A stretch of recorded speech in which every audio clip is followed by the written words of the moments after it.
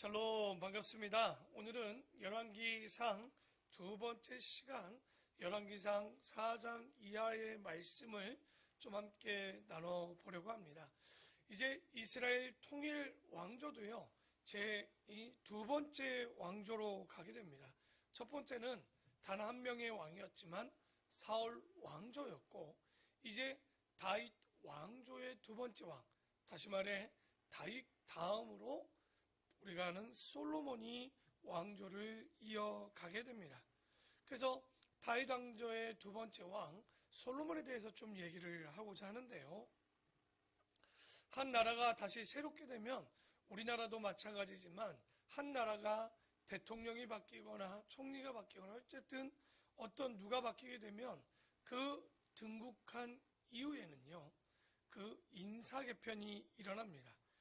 솔로몬도 동일하게 신하들을 임명하고요, 조직을 완전히 개편하고 나아가려고 그 시작을 하려고 알려지는 장이 4장의 내용입니다. 그런데 문제는 이 솔로몬 왕국의 정부가 너무 비대했어요. 아마도 통일왕국의 가장 빛을 발하던 때이기 때문에 그러기도 했겠지만 그것보다는 더 보여주기식의 숫자가 좀 많지는 않았는가.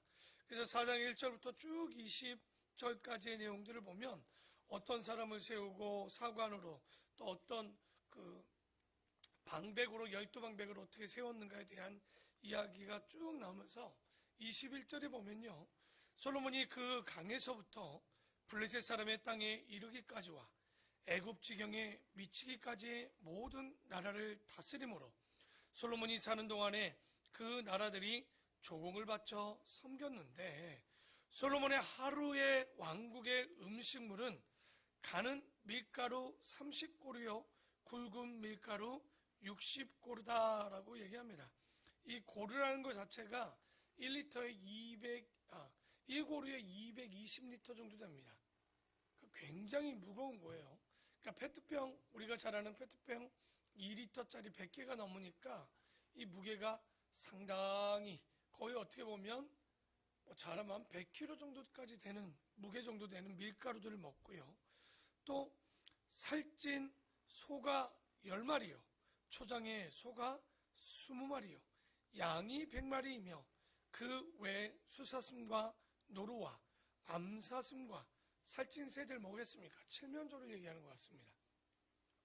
그래서 이 하루에 들어가는 양입니다. 소의 숫자도 어마어마하고 밀가루의 양이 1고루가 220리터니 60고루다 그러면 이게 몇 킬로겠습니까? 들어가는 양 무게만 해도 어마어마한 양인데 이거를 또 학자들이 또 계산해 봤지 않겠습니까? 도대체 솔로몬 왕국에 일하는 이 안에 조직된 사람 정부가 얼마나 되냐? 아마도 5,000명 정도 숫자로 파악을 합니다. 5,000명.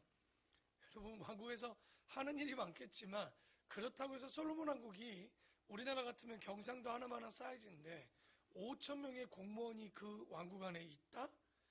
이건 잘못된 거죠. 아마도 그 음식을 대기 위해서는 주변에 있는 나라들이 조공을 바쳐서 충당을 했겠지만, 여러분 5,000 곱하기 30 해보십시오.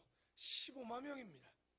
이 15만 명의 음식을 한 지파, 알고 보면 한 지파의 방백들이요, 지도자들이 한 달씩을 책임졌단 말이에요. 1년 동안. 한 지파의 방백이 정말 다 이것을 담당을 해나면서 먹였기 때문에 굉장한 무리를 가져오지 않았을까. 왜냐면 하나님 앞엔 11조를 구별해서 드렸고 나라에는 또 세금을 드리게 되는, 이게 사사시대랑은 다르잖아요. 사사시대는 곧 제사장들이, 어떻게 보면 또 사사들이 있지만 제사장들과 그 안에 있는 사람들이 정치까지 했기 때문에 그 양들이 그렇게 많지 않았는데 이건 굉장히 국민들에게 부담이 가지 않았을까. 그래서 24절에 솔로몬이 그 강 건너편을 딥사에서부터 가사까지 모두 그 강 건너편의 왕을 모두 다스리심으로 그가 사방에 둘린 민족과 평화를 누렸으니, 솔로몬이 사는 동안에 유다와 이스라엘이 단에서부터 부엘세바에 이르기까지 각기 포도나무 아래와 무화과나무 아래에서 평안히 살았더라. 이렇게 나옵니다. 아마도 솔로몬 때 그 이름대로 그 평화를 구가하지 않았는가. 우리가 너무나도 잘 알지만 다윗 때 모든 전쟁은 이기고 또 이기고 했지만 다윗의 소망은 뭐였어요? 바로 샬롬이었습니다. 샬롬. 그러니까 그 예루살렘 땅 안에 이스라엘 안에 평화가 있는 것이 가장 중요했는데 그 솔로몬 때 드디어 평화를 국가하게 되는데 이스라엘 공항이나 그런 데를 들어가다 보면요. 아이고 진짜 어마어마합니다. 얼마나 그 국경의 수비나 공항의 그 안에서의 보안이 대단한지 이루 말할 수 없어서 항상 하는 얘기죠. 정말 성지순례 다른 이집트나 요르단에서 은혜 받았다가 예루살렘에 가서 은혜를 다 쏟는다는 얘기가 있습니다. 그만큼 보안이 대단하다 보니까 그 보안을 당하다 보면 정말 은혜를 쏟는 일이 있지만 그들이 그에게도요 샬롬이라는 인사를 한 번 하잖아요. 그러면 애들의 표정이 달라집니다. 그만큼 예루살렘이 어떤 곳입니까? 옛날에는 테러 구덩이 아닙니까? 그런 곳에서 샬롬이라는 말은요 그들에게도 최고의 축복이고 최고의 기쁨이지 않았는가. 아마도 우리는 꿈에도 소원은 우리는 통일이죠. 그러나 그들은 꿈에도 소원은 샬롬입니다. 그만큼 샬롬에 대한 소망이 굉장히 많이 있는데 29절 우리 새벽이니까 한번 다 같이 한번 읽어볼까요? 여러분도 한번 읽어봅시다. 시작. 하나님이 솔로몬에게 지혜와 총명을 심히 많이 주시고 또 넓은 마음을 주시되 바닷가에 모래같이 하시니. 그래서 여기 보면 넓은 마음을 주셨다라고 나옵니다. 우리가 사람이 지혜만 많다고 되느냐? 그거 그러면 안 되거든요. 사람이 지혜는 많은데 마음이 좁던지 뭐 이러면요 굉장히 골치 아픕니다. 그런 사람의 곁에는요 지혜만 똑똑하기만 한 사람에는 사람이 별로 없어요. 그래서 우리 아름다운 본교회도 이제 2021년 6월이면 임직식을 지금 예정하고 준비 중에 있는데 교회 지도자나 임직자들은요 지혜만 있어서는 안 됩니다. 오늘 말씀처럼 29절에 무슨 마음이 있어야 되는 거예요? 바로 넓은 마음이 있어야 되죠. 여러분 삼국지에서 보면 지혜만 있는 자, 넓은 마음이 없는 사람이 누굽니까? 우리가 평가하기에는 조조가 그런 사람이었죠. 그러니까 우리가 지혜만 있으면 조조입니다. 그런데 지혜 플러스 너그러운 마음, 관용하는 마음, 수용하는 마음, 넓은 마음, 이해하는 마음들. 그러니까 우리 교회가 성장하고 성숙하고 평안하고 그래서 우리가 항상 기도해야 될 것 플러스 바로 넓은 마음을 달라고. 교회 안에서 이 마음이 생각보다 없습니다. 굉장히 편협하고 굉장히 좁은 마음으로 가기가 쉬운데 항상 주님 앞에 기도하셔야 돼요. 우리가 임직자로 재직자로 우리 마음 가운데 넓은 마음을 달라고. 이런 마음이 우리에게 필요하죠. 또 29절에 보면 하나님이 솔로몬에게 지혜와 총명을 심히 많이 주시고 또 넓은 마음을 주시되 바닷가에 모래같이 하시니 솔로몬의 지혜가 동쪽 모든 사람의 지혜와 애굽의 모든 지혜보다 뛰어난지라. 그는 모든 사람보다 지혜로워서 예스라 사람 에단과 마올의 아들 헤만과 갈골과 다르다보다 나음으로 그의 이름이 사방 모든 나라에 들렸더라. 그가 잠언 3,000가지를 말하였고 그의 노래를 1,005편이며. 그러니까 여기 보면 굉장한 노래도 많이 불렀고 그리고 잠언도 많이 남겼죠. 그가 또 초목에 대하여 말하되 레바논의 백향명으로부터 탐이 나는 우슬초까지 하고 그가 또 짐승과 새와 기어다니는 것과 물고기에 대하여 말한지라. 사람들이 솔로몬의 지혜를 들으러 왔으니 이는 그의 지혜의 소문을 들은 천하 모든 왕들이 보낸 자들이었더라. 그러니까 우리가 이 솔로몬, 우리가 요즘 보면 옛날에는요 우리나라 안에 박사가 몇 명도 안 되는데 요즘은 뭐 박사가 막 여기도 박사 저기도 박사죠. 근데 이 여기에 박자라는 게 어떤 박자냐? 둥글 박자입니다. 그러니까 하나만 잘하는 게 박사가 아니라 실제 박사는요 오늘 이 솔로몬을 보면 시도, 잠언도 그리고 식물의 이름까지도 모두 다 둥글게 다 아는, 오죽 했으면 솔로몬의 잠언이 3,000가지고 여기 보면 노래가 1,005가지가 있다고 합니다. 좀 아쉬운 건 솔로몬의 시가 27편, 시편 127편 혹은 우리가 아는 아가서 정도밖에 남지 않았다는 게 좀 아쉽지만, 어쨌든 이 솔로몬이 얼마나 지혜가 뛰어난지. 그런데 통일 왕국이 이 지혜가, 솔로몬의 지혜 하나만으로도 얼마나 국력이 강력해지는지, 그래서 성경 말씀이 맞는 것 같아요. 우리가 무릇 구할 것 중에 구해야 되는 것은 뭡니까? 지혜라고 얘기를 합니다. 야고보서 1장 5절에 보면 너희 중에 지혜가 부족하거든 후히 주시고 꾸짖지 아니하시는 하나님께 구하라고 얘기합니다. 그러니까 우리 성경이 구하라고 할 때 많은 것들을 구하라고 하겠지만, 진짜 우리가 구해야 되는 것은 다른 게 아니라 여호와의 지혜를 달라고 구하는 거. 그러면 주님이 뭐 하지 않는 거예요? 꾸짖지 않는 거. 그런데 다시 한번, 지혜뿐만 아니라 뭘 또 구해야 되는 겁니까? 넓은 마음을 달라고 좀 기도하는 우리 성도들이 되었으면 좋을 것 같아요.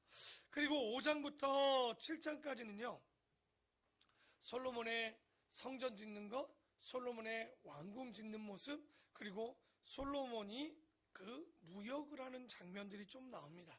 왜냐하면 솔로몬 성전을 짓는데요, 성전을 지을 때 백향목을 대고 나무를 대는 사람들이 나오죠. 그게 누굽니까? 바로 다윗 왕 때 성을 지었던 두로 사람 히람 가문에 대한 이야기가 좀 나옵니다. 두로가 어디냐면요, 레바논입니다. 레바논 쪽에 가면요, 숲이 굉장히 울창해요. 문제는 근데 평화가 좀 적습니다. 그러다 보니까 그들에게는 항상 뭐가 문제냐? 식물, 먹는 음식이 문제가 있어요. 그러니 그들은 어떻게 하냐?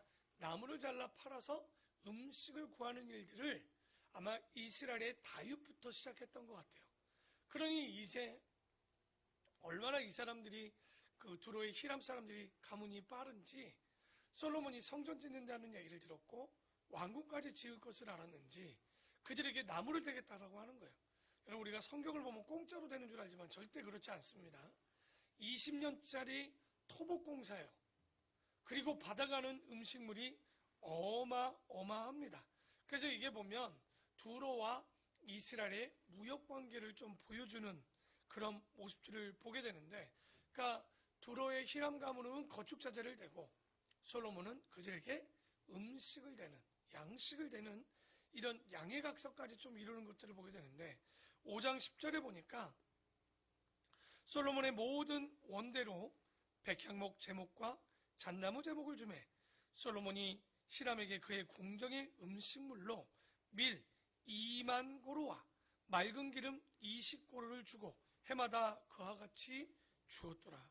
아까 제가 얘기했죠, 거의 1고루가 정확히 하면 218리터인데 220리터라고 하고도 한 고루가 밀가루 100kg 정도 된다면, 여러분 이거 어마어마한 양입니다. 이 1년에 가져가는 이때 시대로 보면 굉장한 양이에요.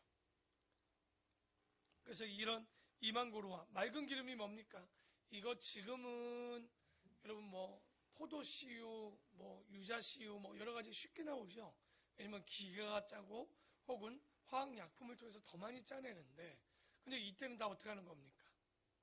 사람들이 어떻게 보면 방아를 찧어서 그 기름을 쭉 짜내는 거기 때문에, 압축해 넣어서 짜내는 거기 때문에 이 수공비만 해도 어마어마한 거예요.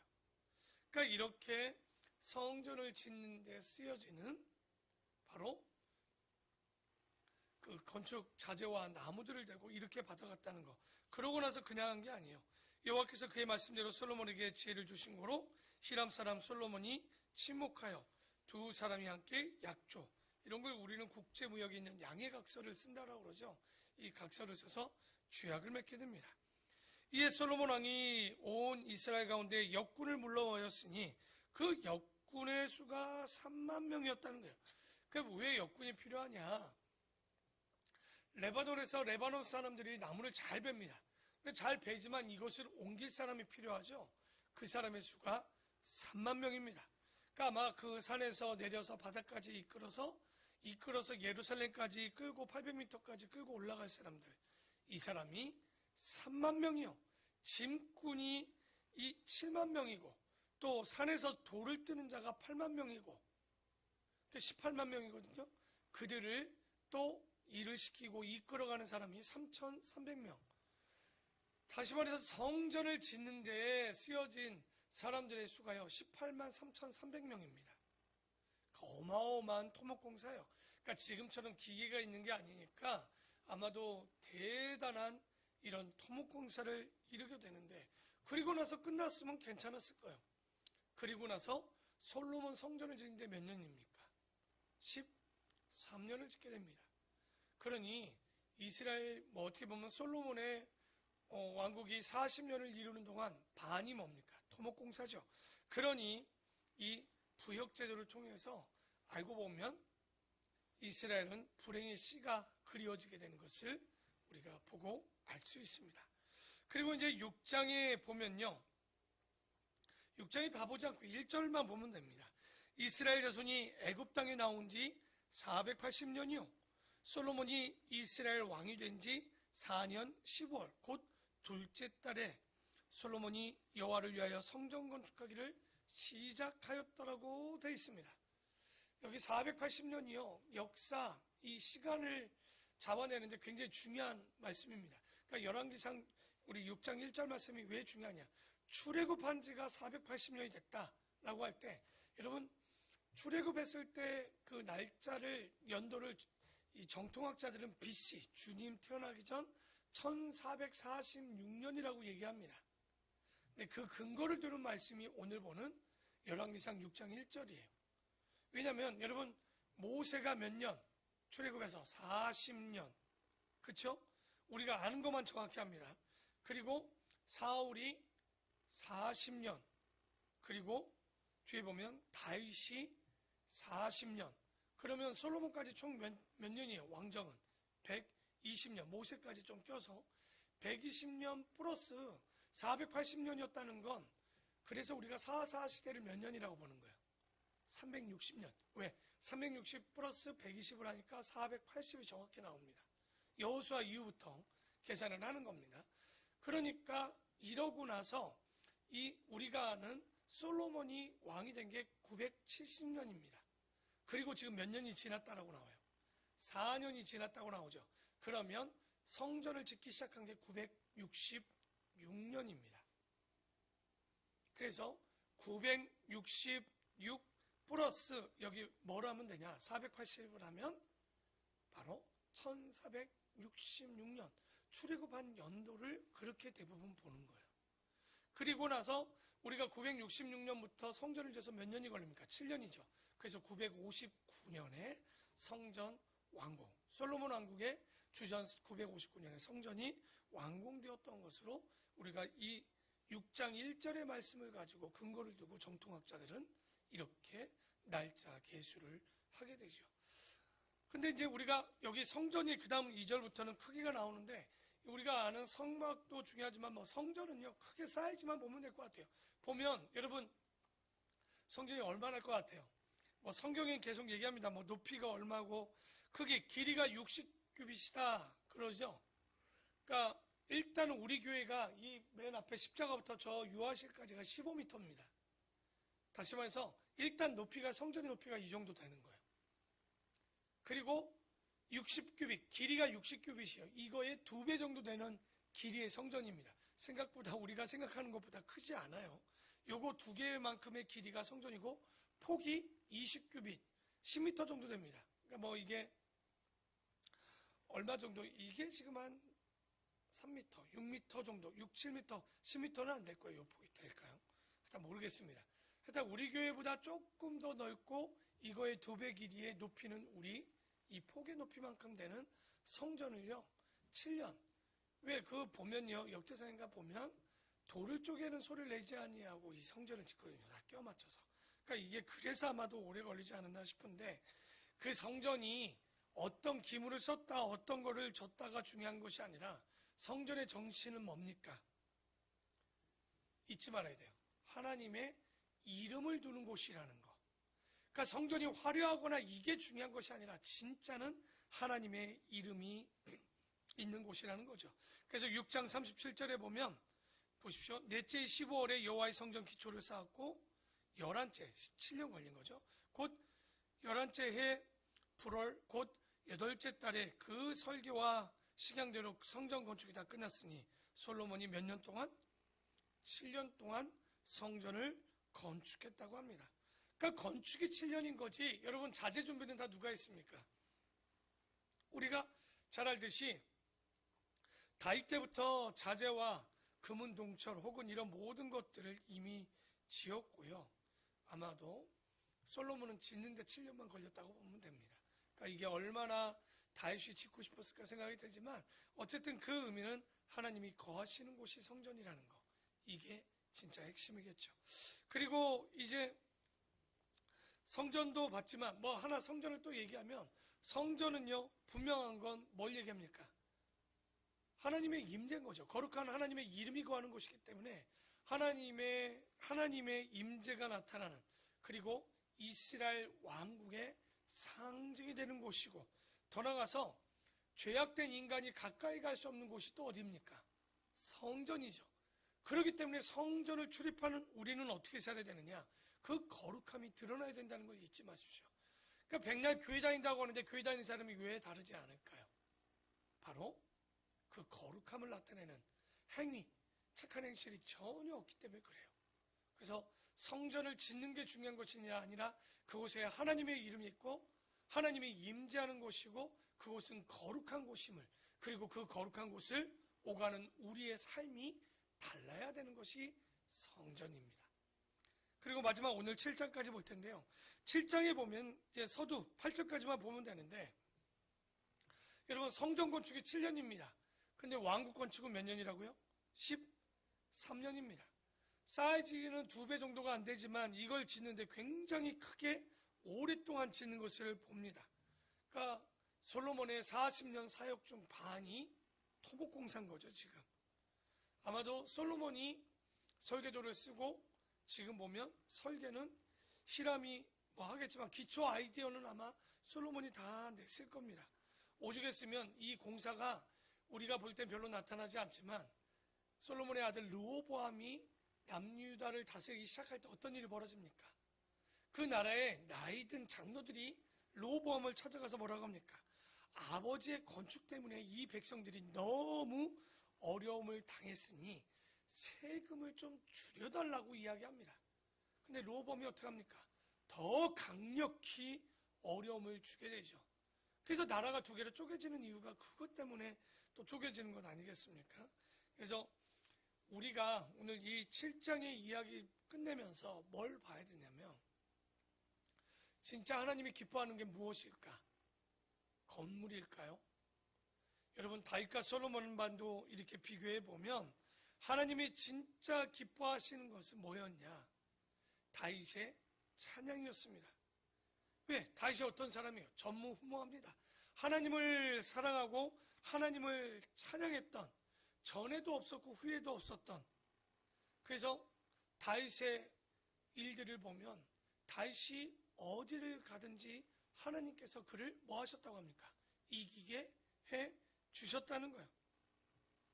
우리가 이 모습을 볼 때 그래서 우리가 신명기 6장 4, 5절 있지만 우리가 하나님을 마음을 다하고 뜻을 다하고 힘을 다하여 목숨을 다하여 내 하나님 여호와를 뭐 하라고요? 사랑하고 그 하나님을 찬양해 낸다면 얼마나 주님이 기뻐하실까. 근데 여러분 찬양 목소리 크면 민원 들어옵니다. 목소리를 넘어가라는 얘기가 아니에요.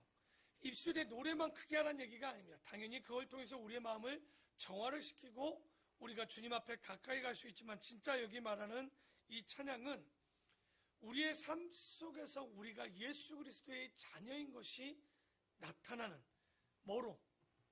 입이 아니라 행실로 나타나야 되는 거예요. 그래서 성경이 얘기하죠. 우리의 생활과 착하고 우리의 아름다운 착한 행실 카르곤이 아니라 칼로스 에르곤이라는 착한 행실을 우리가 성경은 얘기하는데 이 바로 하나님을 찬양하는 삶 다시 말해 그 삶은 거룩하고 구별되어지고 바른 우리의 행실을 위한 착한 거룩한 행실의 옷을 입으라고 얘기하는데, 오늘 우리가 솔로몬 성전의 이야기를 하지만 성전은 주님이 임하시는 곳이고 그 임재하심은 바로 거룩한, 죄인이 드러날 수 없는 것을 보여준다면, 믿음의 자녀인 우리가 할 수 있는 것은 바로 그 착한 행실을 통하여 하나님을 찬양하는 것입니다. 오늘 이 새벽 우리 마음 가운데 우리의 삶, 오늘 서두에 나왔던 5장의 이야기처럼 솔로몬이 지혜만 있어서는 안 됐어요. 뭐가 필요했습니까? 바로 넓은 마음이 있어서 그 지혜 플러스 우리 모든 임직자나 재직자들이 넓은 마음을 달라고, 이 사람도 품고 저 사람도 품고 저 사람도 사랑할 수 있게 해달라는 넓은 마음과 함께 더 나아가 우리가 오늘 마지막처럼 착한 행실을 통하여 하나님께 찬양을 올려드릴 수 있는 나의 모습이 찬양인지 아니면 듣기 싫은 노래인지 오늘 한번 우리를 점검해보고 살아가는 아름다운 본교의 성도들 되기를 축원합니다. 기도하겠습니다.